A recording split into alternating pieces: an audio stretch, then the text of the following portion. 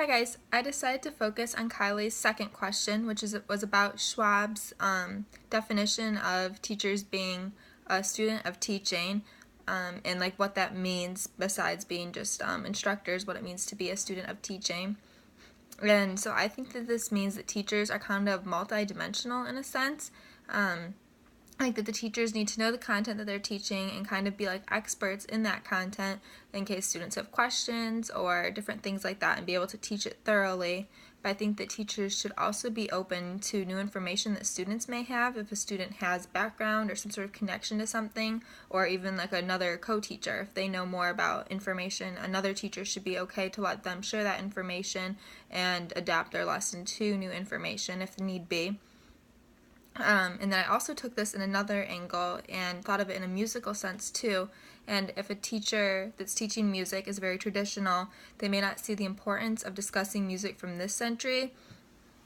If they grew up in like the 70s or another time period, they may think that that music is the best and that that's what needs to be discussed only. And I think being a student of teaching means that they kind of have to adapt with the times and adapt with what the students now relate to, because the teachers may relate to one thing, but the students may not relate to that.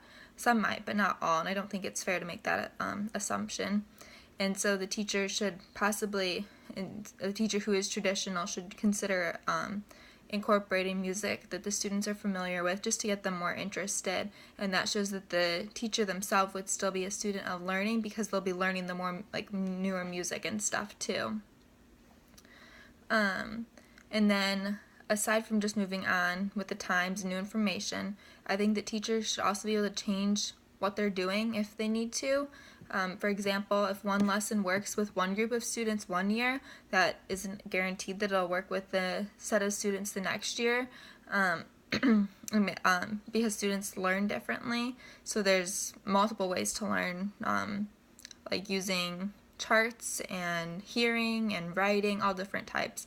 And so I think teachers need to consider that and take that feedback and see how their students are doing, and maybe even do surveys to see how they're doing and keep learning and keep changing as they need to, and not being set in ways they've learned or different things like that, but keep learning new ways to get students involved, new ways to teach, and like keep learning essentially. I think that's what it means to be a student of teaching, is that while you are a teacher, you're still learning, and you can learn things from your students, learn things from other teachers, still take courses on how to be a better teacher and things like that.